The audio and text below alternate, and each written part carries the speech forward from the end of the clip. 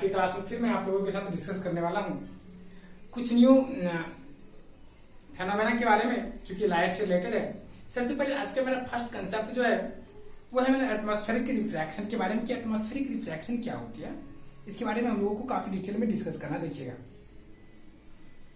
तो atmospheric refraction क्या होती है इसके बारे में डिस्कस करते हैं। जैसा कि हम लोग जानते हैं कि हमारे एटमॉस्फेयर में बहुत सारे गैसेस पाए जाते हैं और हमारे एटमॉस्फेयर में हमेशा क्या होता है कि a lot of dust particles always scattered, हमेशा वो क्या होता है स्कैटर मतलब इधर उधर आपका मूव करते रहता है इन ब्राउनी मोशन के फॉर्म में।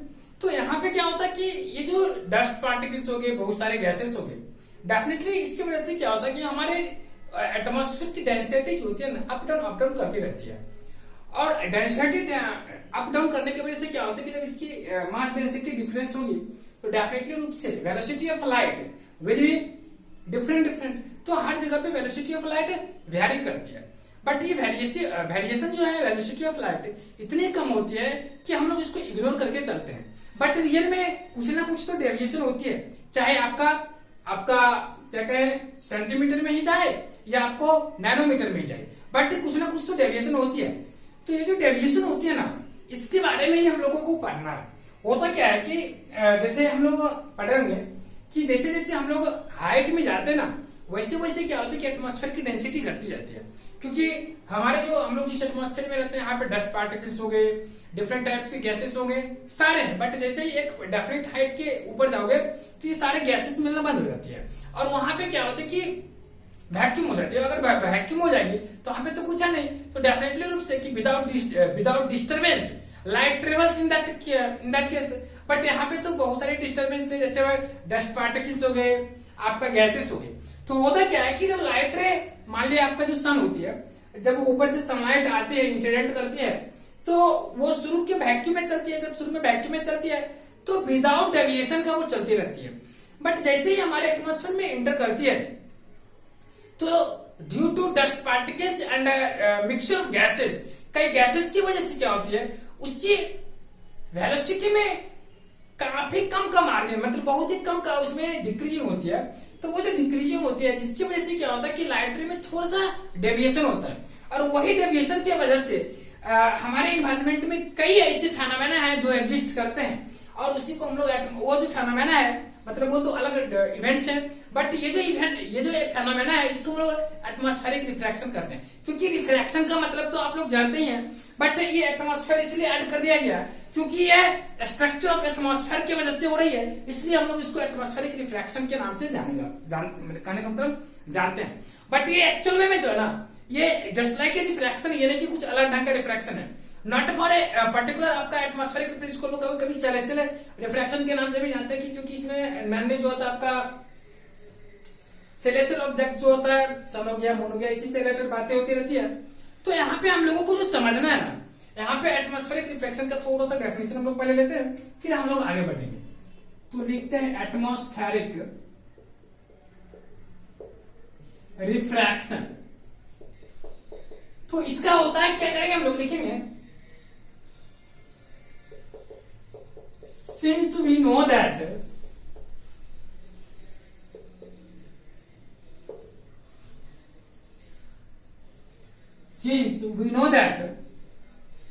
या ऐसे लिखिए, इस तरह से मत लिखिए, ऐसे लिखिएगा, in the atmosphere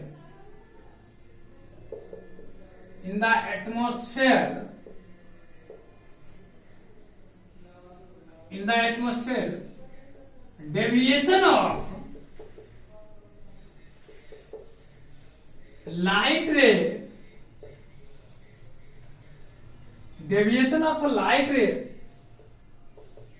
with respect to its original path due to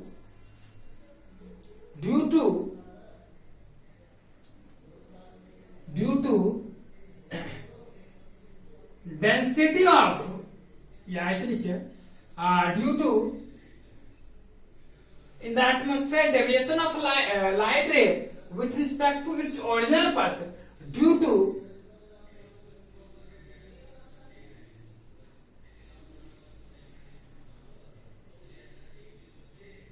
density of due to, ऐसे लिखिए, due to being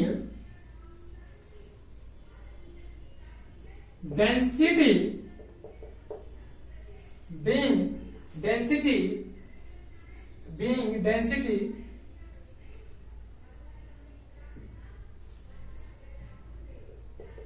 function of depth, being density function of depth या हाइट। मतलब ये चीज क्या था, फंक्शन ऑफ डेप्थ और हाइट का मतलब क्या था, यहाँ पे काफी शॉर्ट में लिख दिया है, एक स्टैंडर्ड डेफिनेशन ये है। देखिए डेंसिटी और फंक्शन ऑफ डेप्थ का मतलब हुआ कि अगर मैं मान लिया कि ये मैं यहाँ पे रहता हूँ, ठीक, और यहाँ पे बहुत सारा आप जानते हैं कि और यहाँ पे रहता हूँ, तो इसका एक पर्टिकुलर डिस्टेंस, जैसे मान लिया 15 किलोमीटर तक जो है हम लोग आराम से रह सकते हैं, हम लोग जो है आराम से रह सकते हैं, खा पी सकते हैं, बढ़िया अच्छे से रह सकते हैं।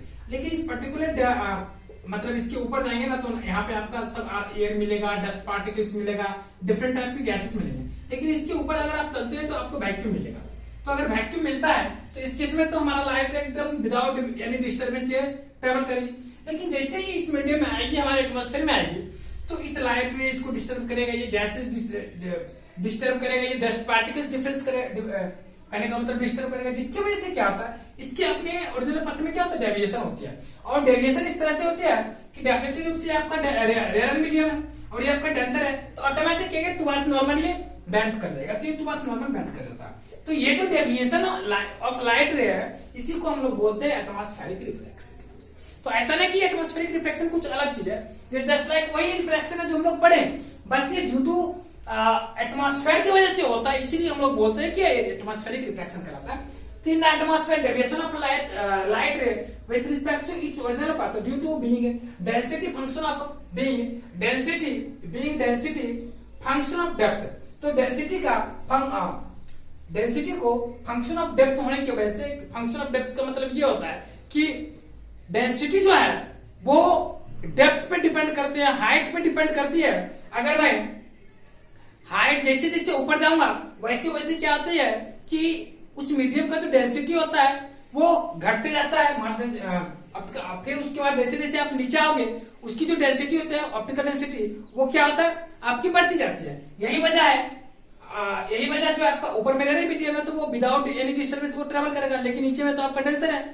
फिर यही वजह से क्या होता है कि ये आपका फेनोमेना जो होता है वो एग्जिस्ट करता है। तो इस फेनोमेना को फिर हम लोग लिखेंगे, यहाँ पे लिख लिए, in the atmosphere deviation of light ray with respect to its original path due to being density function of depth is called atmospheric refraction। इसको हम लोग बोलते हैं एटमॉस्फेरिक रिफ्रैक्शन। इस चीज को समझिए। अब देखिए एटमॉस्फेरिक रिफ्रैक्शन की वजह से there are a lot of phenomena which is related to और which occurs due to atmospheric refraction. जैसे कि मैं बता दूं कि एटमॉस्फेरिक रिफ्रैक्शन की वजह से बहुत सारे ऐसे इवेंट्स हैं जो आपको दिखेगी। आप कहिएगा ये जो है एक्चुअली क्या होता है कि अब ये दिखती भी है तो काफी शॉर्ट फिटेड का दिखती है, काफी कम एंगल का डेविएशन होता है, जिसकी वजह से हम लोग को उतना विजुअल नहीं होता। बट अगर मैं इसको मैक्रोस्कोपिक लेवल की बात करूं तो यहाँ पे काफी ज्यादा ये मार्जिन हो जाती है। ठीक, अब जैसे मैं बता रहा हूँ, एक छोटा सा एग्जांपल लेता हूँ। आप देखिए एग्जाम में कभी कभी इससे रिलेटेड एक ऑब्जेक्टिव और सब्जेक्टिव भी कभी कभी लिखने के लिए दे जाता है कि वाई क्वेश्चन जैसे आप लोग को ऑब्जेक्टिव में भी कभी कभी पूछ देता है और उसमें 4 ऑप्शन दे देता है, टोटल इंटरनल रिफ्लेक्शन वगैरह देता है, रिफ्लेक्शन देता है। तो उसमें आपको दे सकता है why is the sun visible a little before the sun rise. तो यहाँ पे क्वेश्चन जो होता है why is the sun visible a little before the actual sunrise. इसका मतलब ये हुआ कि आपका जो सनराइज होती है वो आपको एक्चुअल सनराइज से कुछ देर पहले ही विजुअल हो जाती है। वो क्यों होती है? अब ये एक्चुअल सनराइज का मतलब क्या होता है? एक्चुअल सनराइज का मतलब होता है कि एक हॉरिजन हम लोग फील करते हैं ठीक, और उससे वो जब क्रॉस कर जाता है तो हम लोग कहते हैं कि यहाँ पर एक्चुअल सनराइज अब हो रही है। तो होता क्या है कि जब वो सनराइज होती भी नहीं है उससे 2 मिनट पहले ही हम लोग को विजुअल हो जाते हैं, करीब करीब 2 मिनट होता है। या आपको जब सनसेट हो जाएगा तो भी आपको लगेगा कि अभी सनसेट नहीं हुआ, मतलब क्या, after sunset it we also feels some after 2 minutes we also feels sunset does not occurs completely, मैंने सनसेट कंप्लीटली रूप से नहीं हुआ है। ठीक, तो ये चीज जो होता है ना, ये चीज जो विजुअल होता है ये एटमॉस्फेरिक रिफ्लेक्शन की वजह से होता है। अब कैसे होता है उस चीज को मैं आपको बताता हूं, देखिएगा। सबसे पहले आपको मैं बता दूं, हमारा जो एटमॉस्फेयर एयर का जो डेंसिटी होता है, सॉरी एयर का डेंसिटी कहते हैं, इसका जो रिफ्रैक्टिव इंडेक्स होता है एयर का, वो आपको करीब करीब 1.000289 के आसपास होता है। तो हम लोग कैलकुलेशन की वजह से कभी कभी 1 ले लेते हैं, बट अगर आपका 1.00289 है तो इसकी भी काफी ज्यादा इंपॉर्टेंस होती है, क्योंकि इसी की वजह से हम लोग का यहाँ पे इतना मार्जिन होता है। और किस तरह से मार्जिन होता है मैं आपको बता देता हूँ। देखिएगा, जैसे कि मान लीजिए मेरा ये अर्थ है और मैं यहाँ पे कोई ऑब्जर्वर हूं, देख लीजिए, मान लीजिए मैं यहाँ पे कोई ऑब्जर्वर हूं, ठीक, और ये मेरा एटमॉस्फेयर का पार्ट आ जाता है। अब क्या होता है कि अगर मैं एक टर्म होता है हॉरिजन, इसका मतलब समझिएगा, हॉरिजन का मतलब हॉरिजॉन्टल का एक पार्ट होता है। ठीक, इसमें क्या होता है कि जो मेरी आई होती है ना, ठीक, हमारे आई के लेवल के बराबर हम लोग एक लाइट मतलब एक चीज फील करते हैं, और ये जो चीज होता है इसी को हम लोग हॉरिजन कहते हैं। ये मेरा क्या होता है, हॉरिजन होता है, ये लाइट। अब क्या होता है, हॉरिजन होता है, तो जब लाइट एक्चुअल सनराइज का मतलब होता है कि वो जो सन है ना इससे क्रॉस कर, जब इससे क्रॉस करता है तो वो टाइम कहलाता है एक्चुअल सनराइज। बट होता क्या है कि जैसे मान लीजिए सन मेरा पहले अभी मतलब क्या, ये जो सन राइज नहीं हो रहा, सन अभी यहाँ ही है, तो जब सन यहाँ पे आया तो लाइट रे डेफिनेटली रूप से क्या होगा, ये मेरा एटमॉस्फेयर में इंटर करेगा, तब ये मेरा लाइट रे एटमॉस्फेयर में इंटर करता है। तो सबसे पहले ये जो लाइट रे है इंसिडेंट किया, इंसिडेंट किया तो ये मेरा वैक्यूम है, ये तो मेरा वैक्यूम है, ये मेरा वैक्यूम है, और ये मेरा क्या एटमॉस्फेयर है। तो मेरे रूप से हम लोग मान लेते हैं कि मेरे एटमॉस्फेयर में एयर है, और एयर का जो आपका ये इसका तो रिफ्रैक्टिव इंडेक्स जो आपका वैक्यूम होता है ये आपका। अब जब ये मेरा रेयर मीडियम हो गया ये, और ये मेरा क्या हो गया, डेंसर मीडियम हो गया, ये मेरा कौन सा मीडियम हो गया, डेंसर मीडियम हो गया। ऑप्टिकली डेंसर ऑप्टिकली रेयर बोलिए तो सही लगता है कभी कभी, क्योंकि ऑप्टिकली अगर बोलने की आदत हो जाती है ना तो फिर आपका मास डेंसिटी से कभी कंफ्यूजन नहीं होगी। तो ये आपका ऑप्टिकली डेंसर मीडियम, ये आपका ऑप्टिकली रेयर मीडियम है। जब ये ऑप्टिकली रेयर मीडियम है तो लाइट ने जब इंसिडेंट किया तो डेफिनेटली रूप से यहाँ पे फिर हम लोग नॉर्मल फील करेंगे, नॉर्मल फील करेंगे तो इधर जाएगा, और ये क्या होगा, टुवार्ड्स नॉर्मल, यहाँ पे मेरा नॉर्मल आ गया, टुवार्ड्स नॉर्मल ये क्या होगा, टुवार्ड्स नॉर्मल क्या होगा, बेंड कर जाएगा। जब ये नॉर्मल की तरफ बेंड करेगा तो, और इसका ये भी बजाना कि मेरा रेयर मीडियम से अगर डेंसर मीडियम आता है तो बेंड करेगा टुवार्ड्स नॉर्मल, तो बेंड करता है, या ऐसे बोल सकते हैं कि इसकी वेलोसिटी में कमी होने की वजह से क्या होती है कि ये इस तरफ थोड़ा थोड़ा झुकते चली जाती है। और ये क्या होता है कि इसका जो होता है ना, ये जो मैं थोड़ा सा, एक मिनट, थोड़ा सा इसका फिगर और थोड़ा सा इस तरह से बनाऊं तो अच्छा लगेगा, ऐसा होगा। अब ये क्या होता है कि ये थोड़ा सा डेविएट हो जाती है, थोड़ा सा, और ये डेविएशन इतना शॉर्ट होती है, थोड़ा सा देखिए मैं तिरछा कर दिया, ये डेविएशन इतना शॉर्ट होती है, इतना छोटा होती है कि हम लोगों को इजीली विजुअल नहीं होता है। अब ये अगर यहाँ पे आती है फिर क्या होता है, ये ऐसा होता है, लेकिन ये तो ऐसे आ रहा है,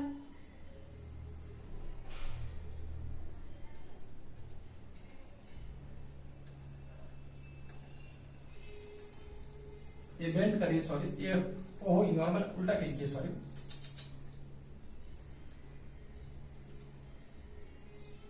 ये मेरा नॉर्मल होगा, ये अगर मेरा नॉर्मल होगा तो फिर ये डेफिनेटली इससे बेंड करेगा तो ये ऐसे करके जाएगा, बेंड कर दिया।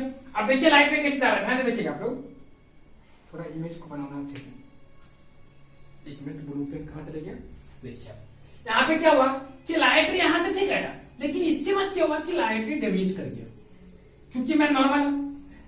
अब ये जब डेविएट करता है तो अब सनलाइट तो मेरा ऐसे आ रहा था, यहाँ के बाद डेविएशन हुआ, बट हम तो ऐसे देखेंगे, हम तो कभी ऐसे नहीं देखेंगे। कोई ऑब्जेक्ट अगर पड़ा हुआ तो मेरी आंख के पास तो इतना टेंडेंसी नहीं कि ऐसे करके किसी ऑब्जेक्ट को पड़े, मेरी तो किसी भी ऑब्जेक्ट को देखेंगे तो वो स्ट्रेट लाइन में देखेगी। तो होता क्या है कि ये जो लाइट है इस तरह से ये ऐसे करके आती है हमारे आंखों के पास, तो हमें लगता है कि मेरी जो आंख है ना, इधर से इधर कोई ऑब्जेक्ट है उसको दिख रहा है। अब ये जो है हमें फील होता है कि इधर से कोई ऑब्जेक्ट है, इधर मुझे दिख रहा है इधर, और यही वजह है कि ये जो सनलाइट है 2 मिनट पहले जब यहीं पे रहता तो हम लोग को लगता है कि सनलाइट हो गया। और ये जो डिफरेंस होती है, ये थोड़ा सा ज्यादा हम लोग झुका दिए, इसको थोड़ा सा कम झुकाए। तो 1 मिनट थोड़ा सा इसको फ्रेश कर लेते हैं। अब से ना देखिए, तो ये जो है डिफरेंस, थोड़ा सा हम इसको क्या कहते हैं, इसको थोड़ा सा ज्यादा विजुअलाइज कर दिए इस डायग्राम को, ज्यादा इसको बोलते हैं एग्जैक्युरेटेड, ज्यादा हम इसको जूम कर दिए ताकि आप लोग को विजुअलाइज हो। वैसे इतना ज्यादा होता नहीं है एंगल, ये जो आपका गैपिंग नजर आता है ना, करीब करीब ½ डिग्री के बराबर होता है। और ये जो आपका ये इसके मतलब पहले जो आपको दिखता है या बाद में जो दिखता है, ये आपका करीब करीब 2 मिनट का होता है। ठीक है, ज्यादा देर का नहीं होता, 2 मिनट का ही डिफरेंस होती है ये। तो ये ½ डिग्री का ही होता है। मैं आपको विजुअलाइज करने के लिए इतना अच्छे से आपको नीट एंड क्लियर डायग्राम बना दिया। तो यहाँ पे आप लोग ध्यान रखिएगा, ऑटोमेटिक है ना कि जब लाइट इंसिडेंट इसके अंदर इन करेगा तो डेविएशन होगा, डेविएशन होगा। तो मुझे लगेगा ये तो लाइट रे तो ऐसे करके जाती है, बट एक्चुअल में तो लाइट रे से जाती नहीं है, हम लोग तो जनरल लाइफ में देखते हैं। तो हमें लगेगा क्या कि ये जो है आपका थोड़ा सा ऊपर उठाना चाहिए, तब तो लगेगा इसे टच करना जरूरी है। तो हमें लगता है क्या कि ऑब्जेक्ट जो है इस डायरेक्शन में, जबकि ऐसा होता नहीं है। इसी वजह से लगता है क्या कि जो the sun is visual a little before the actual sunrise, और उसके बाद ये होता है, और इसी में एंड अंटिल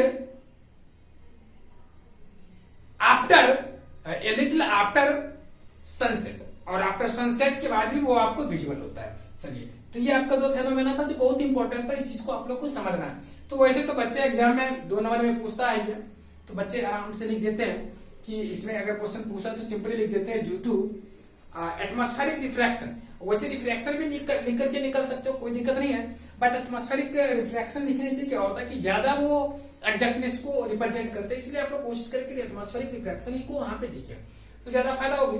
तो आप आराम से लिख करके निकल सकते हैं। वैसे रिफ्रैक्शन लिख देंगे तो कोई गलत करने वाला नहीं है, आप आराम से लिख सकते हो रिफ्रैक्शन और, बट ऑप्शन में अगर आपको रिफ्रैक्शन और एटमॉस्फेरिक रिफ्रैक्शन दोनों दे और भी दे दो कुछ कुछ, तो उस केस में आपका एटमॉस्फेरिक रिफ्रैक्शन चूज करना ज्यादा वैल्यूएबल रहेगा। बट एटमॉस्फेरिक रिफ्रैक्शन तो रिफ्रैक्शन का ही पार्ट है, तो वो भी करेक्ट रहेगा। चलिए अब देखिए, एक नेक्स्ट टर्म आता है ऑप्टिकल फाइबर। देखिए ऑप्टिकल फाइबर क्या होता है, मैंने पिछले वीडियो में थोड़ा सा हिंट भी कर दिया था कि what you mean by optical fibre and how do we use optical fibre, what is the ingredients of optical fiber, what is the name of principle on which it works, ठीक है, जिसके help से या by which it with the help of it works, जिसके help से ये काम करता है। देखिएगा, तो सबसे पहले हम लोग लेते हैं ऑप्टिकल फाइबर क्या होता है।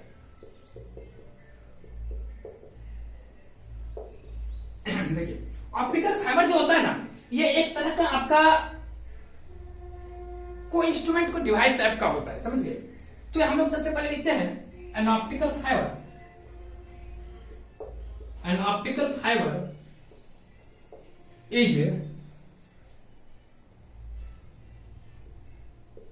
Solid tube like as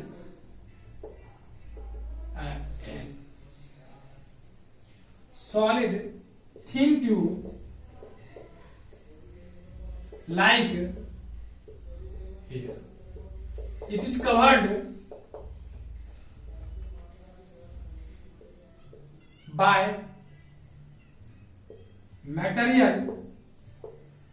It is covered by material which is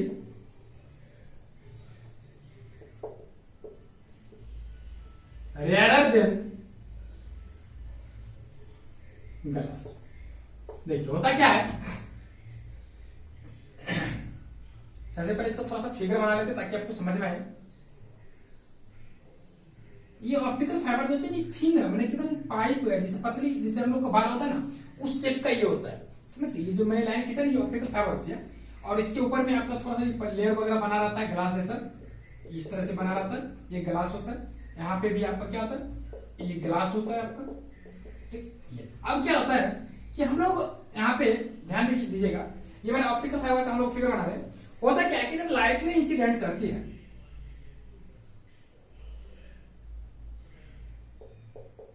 ये जब लाइट रे इंसिडेंट करती है इस पे, तो ये लाइट रे जब इंसिडेंट करती है, ठीक, तो ये आई, यहाँ पे क्या होता है कि I always greater than IC.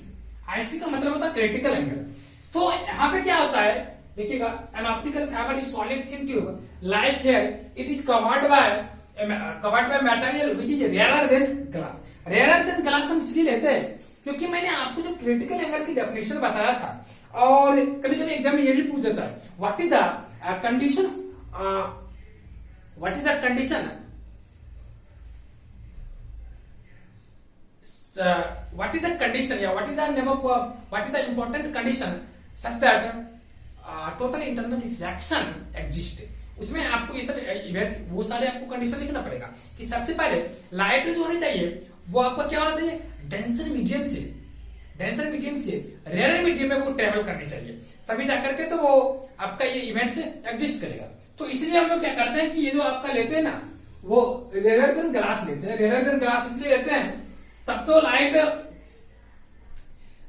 Glass से जब वो एंटर करेगी लाइट, तो फिर वो उस मीडियम में जो होती है वो रेयर होगी, तब तो उसमें इन करेगी, और जब वो इन करेगी तो उस केस में वहां पे क्रिटिकल एंगल फॉर्म होगा। और जब हम लोग क्या करते हैं कि एंगल ऑफ इंसिडेंस इंक्रीज करते करते हम लोग अगर एंगल ऑफ इंसिडेंस को क्रिटिकल एंगल से ज्यादा बढ़ा देते हैं, तो उसके समय क्या होता है कि वो लाइट रे क्या होता है कि किसी दूसरे मीडियम में रिफ्लेक्ट नहीं करती है, मतलब किसी दूसरे मीडियम में नहीं जाती है, और कंप्लीटली रूप से without losing any energy completely reflects in the tube, और उसी ट्यूब के अंदर में क्या होता है वो कंप्लीटली रूप से रिफ्लेक्ट करती रहती है, जिसके वजह से क्या होता है कि it covers long distance so easily. और इस जो होता है ना वो इजीली आपका क्या होता है लॉन्ग डिस्टेंस कवर करता है। जैसे कि ये चीज, ये सब खास करके यूज जो होता है पेरिस्कोप वगैरह, पेरिस्कोप जो होता है इन्हीं सारी प्रिंसिपल पर वो भी काम करती है। तो नॉर्मली वो क्या होता है कि आपका इसी तरह के वो भी प्रिंसिपल उसमें भी होते हैं, बट थोड़ा सा कंसेप्ट उसमें अलग होता है, इसमें हम लोग पहले मिरर का यूज कर लेते हैं, बट उसका डिजाइनिंग इस तरह से हम लोग करते हैं ना, ताकि क्या होगा कि टोटल का टोटल लाइट रे उसके अंदर में रही, लॉस नहीं हो, और वो लॉन्ग डिस्टेंस को कवर। और इसका ज्यादा करके हम लोग यूज करते हैं कहाँ पे, जैसे कि बॉर्डर वगैरह पे हो गया, सैनिक वगैरह की छुपा हुआ रहता है, तो अब कोई चीज ऐसी है कि बीच में पहाड़ आ गया, उसको हम लोग कैसे देखेंगे, तो वो जो चीज होता है ना, ये चीज हम लोग को देखने में काफी ज्यादा मदद करते हैं। या लॉन्ग डिस्टेंस है तो उस केस में हम लोग कैसे देखेंगे, तो वहां पे पेरिस्कोप वगैरह होता है, या आपका ऑप्टिकल फाइबर जो हो गया इस तरह का कोई मटेरियल बना होता है, तो या कोई डिवाइस बना होता है, तो उसका हम लोग यूज करते हैं। तो हम लोग लिखे हैं वो चीज rare than glass, it works, लिखिएगा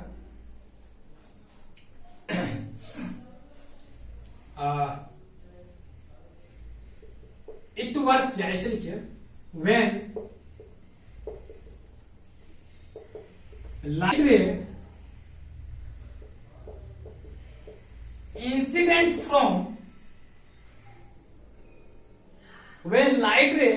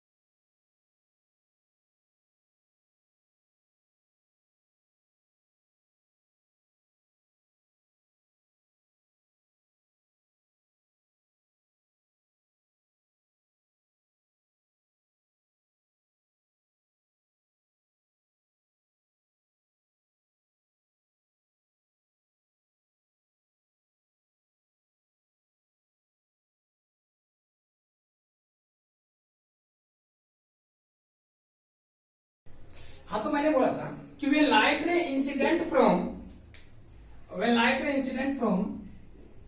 ए टू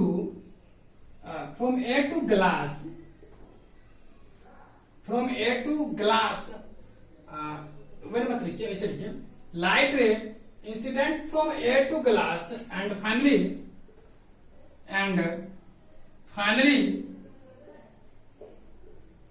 स्ट्राइक्स द वॉल, और ये फाइनली क्या करता है, वॉल को स्ट्राइक करता है।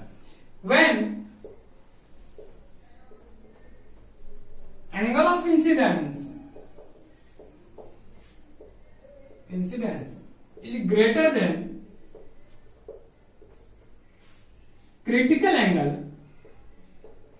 when angle of incidence is greater than critical angle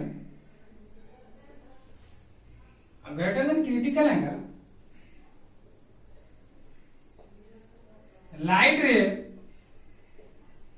completely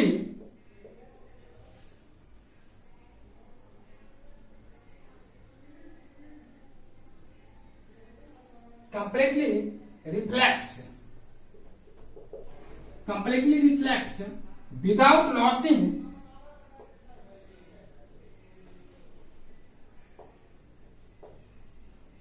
energy.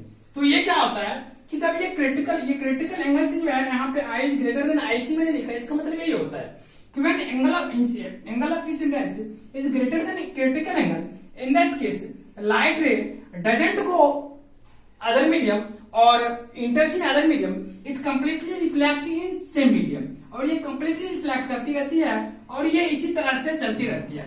इस केस में क्या होता है कि थोड़ा भी लाइट रे जो होती है ना, मतलब थोड़ा भी जो होता है एनर्जी एब्जॉर्ब नहीं होती है, तो जब एनर्जी एब्जॉर्ब ही नहीं होगी, एनर्जी का लॉस ही नहीं होगी, तो उस केस में वो इजिली क्या करेगा, लॉन्ग डिस्टेंस कवर करेगा।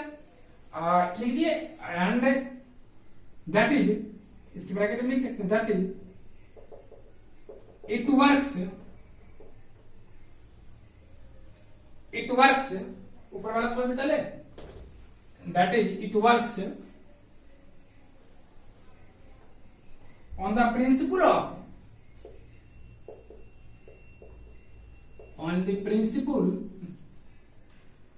principle of total internal reflection,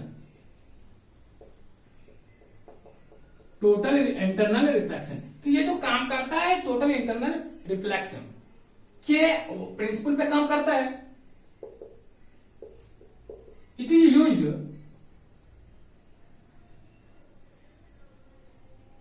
to see long distant object or hide objects or hidden objects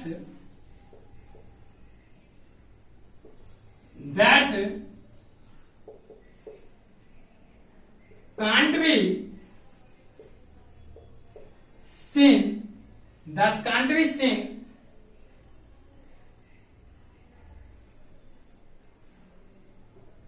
normal eye, जिसको हम लोग नॉर्मल आई से नहीं देख सकते हैं। ठीक, तो ये हो जाता है मेरा ऑप्टिकल फाइबर। तो इसका जो प्रिंसिपल था वो भी मैंने लिख दिया, और जो मेरा प्रिंसिपल था और उसके बाद इसके स्ट्रक्चर के बारे में भी बता दिया, और किस तरह से किस कंडीशन में ऑप्टिकल फाइबर वर्क करते वो भी मैंने आपको बता दिया। चलिए, तो इस चीज को आप लोगों ने समझ लिया होगा। अब हम लोग का नेक्स्ट टॉपिक है वो है प्रिज्म, और प्रिज्म में बहुत कहने का मतलब अच्छा टर्म्स है, उस चीज को भी सीखना है। तो हम लोग सबसे पहले प्रिज्म के बारे में सीखते कि प्रिज्म होता क्या, उसकी क्या स्ट्रक्चर होती है, वो चीज समझना है। उसके बाद फिर उसमें थोड़ा सा रिफ्रैक्शन हम लोग को देखना है, एक दो एक्सप्रेशन देखना जो कि मैथमेटिक्स से रिलेटेड है। देखिएगा, सबसे पहले प्रिज्म क्या होती है उसका शेप हम लोग लेते हैं। प्रिज्म कई तरह का होता है, लेकिन मुझे जो पर्टिकुलर यहाँ पे डिस्कस करना है रिफ्रैक्शन इन द प्रिज्म, वो थोड़ा अलग ढंग का है, जिसको हम लोग ट्रिंगुलर प्रिज्म भी बोल सकते हैं। देखिएगा, इसका ट्रिंगुलर प्रिज्म बोलने का वजह है कि इसका जो शेप होता है ना, इस तरह से होता है।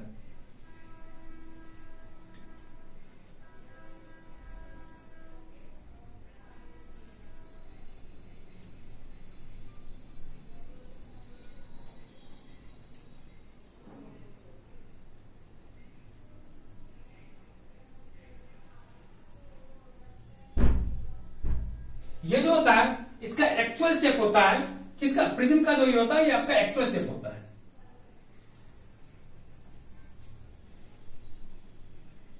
ये तो हो जाता है आपका प्रिज्म का एक्चुअल शेप होता है। एक्चुअली होता क्या है कि ये आपको विजुअल नहीं होता है, इसका वजह ये होता है कि मतलब उतने क्लियरिटी नहीं, तो ये 3D फिगर है, ये 3 डायमेंशनल फिगर है। अब इसमें इसका एक्चुअल शेप में क्या होता है कि इसके दोनों तरफ से एक ट्रिंगुलर एक ट्यूमुलर आपका एक ट्रिंगल शेप का कोई आपका ग्लास लगा दिया जाता है, और इसके जो नीचे में जो होता है वो आपका रेक्टेंगुलर शेप का होता है। इसके कवर में भी रेक्टेंगुलर होता है, उसके उस तरफ भी रेक्टेंगुलर होता है। तो कुल मिलाकर के इसमें कितने सरफेस हो गए?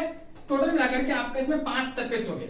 एक बेस में, और एक बेस में सरफेस हो गया, और दूसरी जो हो जाती है आपका, एक आपका बेस में सरफेस हो जाता है, और दूसरा जो आपका सरफेस हो जाता है वो आपको कहां हो जाता है? ये दोनों साइड में 2 सरफेस हो जाता है। तो कुल मिलाकर के जो आपका यहाँ पे सरफेस हो जाता है वो आपका कितना सरफेस होता है? 5 सरफेस हो जाता है। तो इस बात को आप लोग याद रखेंगे, प्रिज्म में टोटल सरफेस 5 है।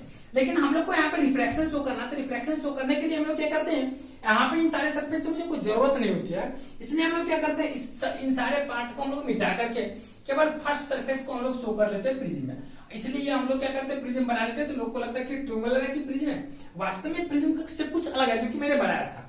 और ये आपका ट्रिंगल है, कुछ अलग है। उसके एक सरफेस को लेकर के मैं डिस्क्राइब कर रहा हूं, क्योंकि लाइट रे जब हम इंसिडेंट करेंगे तो इसी सरफेस से करेंगे, इसलिए हम इसका यूज कर रहे हैं। तो थोड़ा सा इसे मैं बड़ा कर लेता हूं, क्योंकि इसमें मुझे फिर मैथमेटिक्स थोड़ा सा एनालिसिस करना है। तो आप अगर डिफाइन करना चाहते हो तो प्रिज्म को लिख सकते हैं आराम से। प्रिज्म यहाँ पे जो मैं प्रिज्म बना रहा हूं, वास्तव में प्रिज्म का स्टैंडर्ड डेफिनेशन कुछ अलग होता है, मैं इस प्रिज्म के बारे में बता रहा हूं। इसे ऐसे लिखिए, ट्रिंगुलर प्रिज्म लिखिए, सही है। ट्रिंगुलर प्रिज्म इज ए 3-डायमेंशनल ऑब्जेक्ट या 3-डायमेंशनल geometrical figure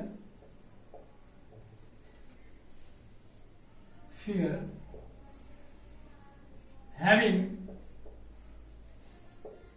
2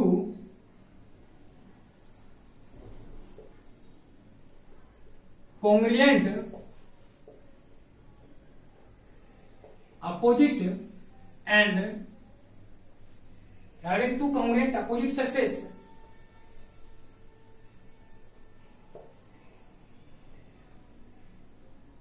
and other 3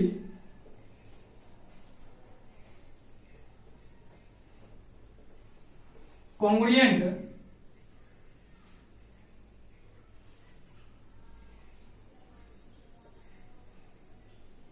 adjacent surface। तो ये जो आपका प्रिज्म होता है ना, इसमें जो मैंने आपको बताया था, टोटल मिलाकर के 5 सरफेस होता है, याद रखिए। टोटल मिलाकर कितना सरफेस होते हैं? 5 सरफेस होते हैं। और ये 5 सरफेस जो होते हैं उसमें आपको मैंने बताया था कि 3 जो आपका रेक्टेंगुलर शेप का होता है, एंड अदर 3 कॉन्ग्रुएंट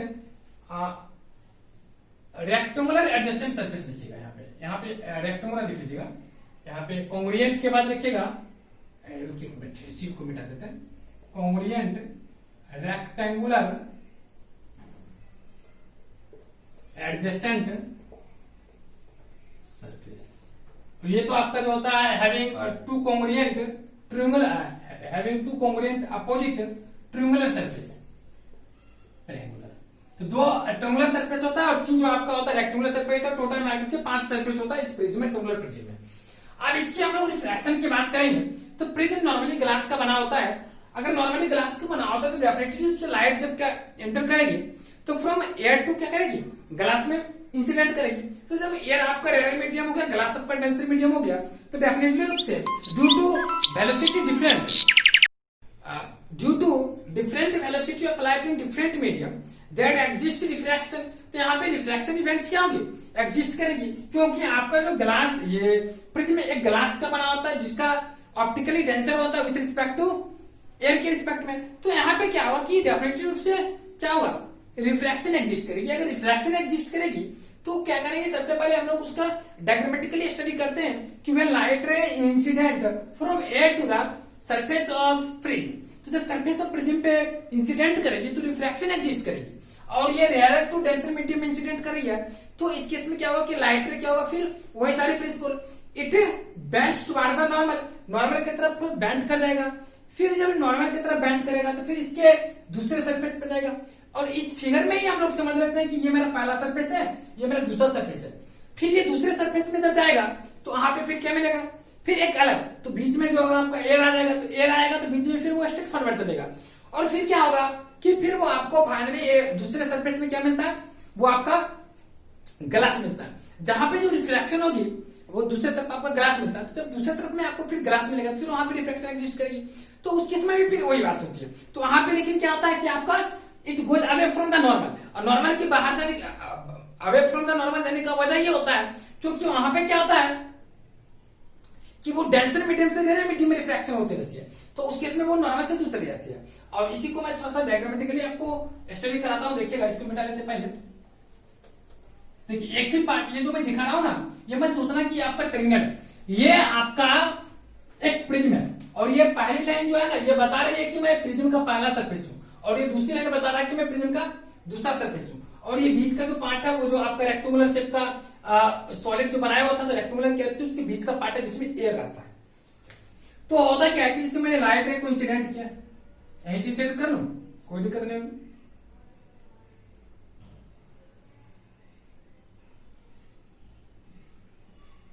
मैंने लाइट रे को यहां पे इंसिडेंट किया।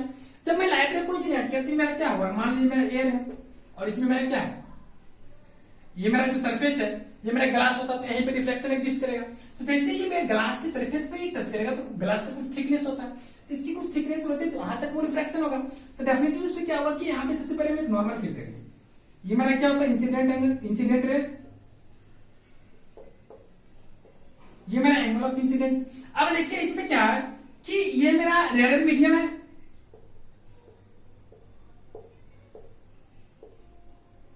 और ये मेरा डेंसर मीडियम है। ये मतलब बीच का पार्ट नहीं है, ये वाला पार्ट जो है ना ये डेंसर। तो होता है क्या है कि ये लाइट रे यहां से इंसिडेंट किया, इस पॉइंट पे पड़ा एंगल ऑफ इंसिडेंस। फिर क्या हुआ कि ये जो मेरा एंगल है ये मेरा नॉर्मल फील किया। अब ये इस सरफेस से टच करने के बाद यहाँ पर ये मेरा रे कौन सा हुआ, रिफ्रैक्टेड रे हो गया, रिफ्रैक्टेड रे। अब ये मेरा रिफ्रैक्टेड रे हुआ तो यहाँ पे मेरा जो एंगल ऑफ रिफ्लेक्शन होगा मेरा आर मैंने मान लिया।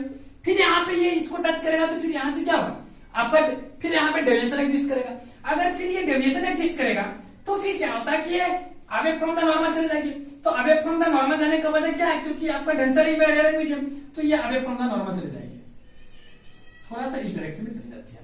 ठीक, तो इस डायरेक्शन में चले जाती है। आपका देखिए ये ओरिजिनल पाथ है, ये आपका क्या है, ये आपका जो थोड़ा सा ये देखिए थोड़ा सा डायग्राम थोड़ा अल्टर बन गया, इधर ले लेते हैं हम लोग, अवे फ्रॉम द नॉर्मल। एक मिनट में बता रहा हूं आपको, थोड़ा सी नॉर्मल जो है ना,